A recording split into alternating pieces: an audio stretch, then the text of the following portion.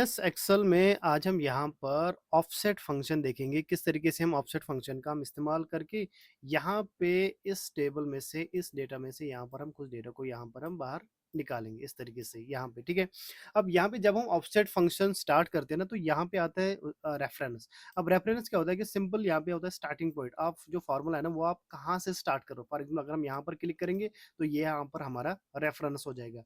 इसके बाद यहाँ पे क्या आता है, यहाँ पे आता है रो। ठीक है, आप किस रो से आप स्टार्ट कर रहे हो, यहाँ पे आता है रो। उसके बाद सबसे पहले हमें रेफरेंस देना है, उसके बाद हमें देना है रो। अब रो आ रहा है कि आप किस रो से स्टार्ट कर रहे हो।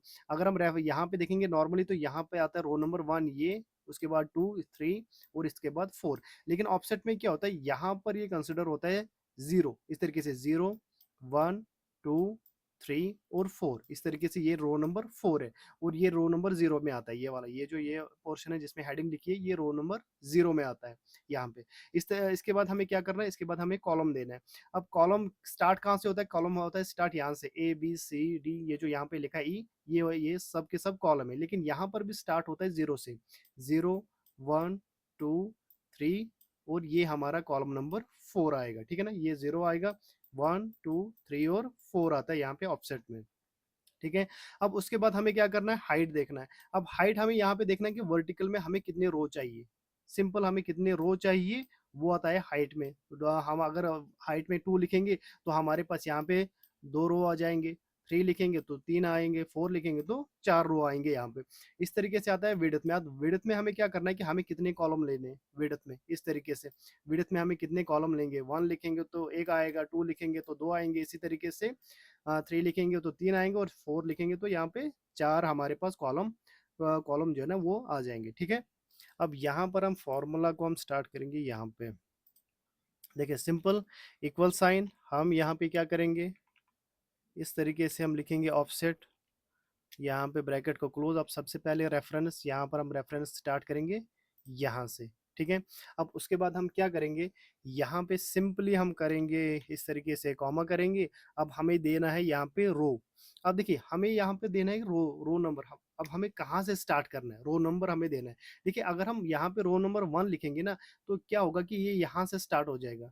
देखिए रो नंबर 1 अगर हम लिखेंगे तो यहाँ पे अगर हम रो नंबर 1 लिखेंगे तो यहाँ से स्टार्ट होगा 1 2 3।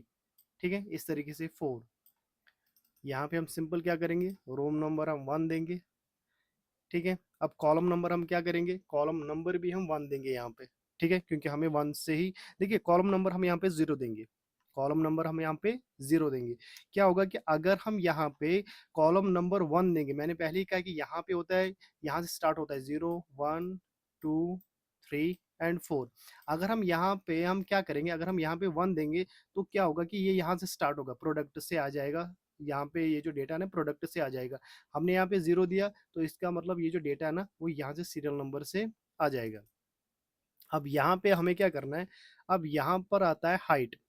ठीक है, अब हाइट में हमें ये देखना है कि हमें यहाँ पे कितने रो लेने हैं। इस तरीके से कितने रो लेने हैं, हम क्या करेंगे, यहाँ पर लिखेंगे हम 4, इस तरीके से।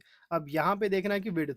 अब विड्थ में हमें क्या करना है कि हमें यहाँ पे कितने कॉलम चाहिए, कितने कॉलम चाहिए वो हम क्या करेंगे, 1 2 3 4 एंड हमें चाहिए यहाँ पे 5 कॉलम। हम क्या करेंगे, यहाँ पे लिखेंगे हम 5। यहाँ पे हम ब्रैकेट को इस तरीके से क्लोज करेंगे, एंटर करेंगे। अब ये देखिए यहाँ पे हमारे पास आ गया डेटा इस तरीके से। ये देखिए यहाँ से हमारे पास ये डेटा आ गया। इस तरीके से हमारे पास प्रोडक्ट, यहाँ पे प्राइस, क्वांटिटी, टोटल। तो इस तरीके से हम ऑफसेट फंक्शन का हम इस्तेमाल करके इस तरीके से हम डेटा ला सकते हैं। देखिए अगर हम यहाँ पे चेंज करेंगे, अगर हम यहाँ पे कुछ चेंज करेंगे, यहाँ पर हम क्या करेंगे, हाइट पे हम चेंज करेंगे, हम यहाँ पे 6 लिखेंगे।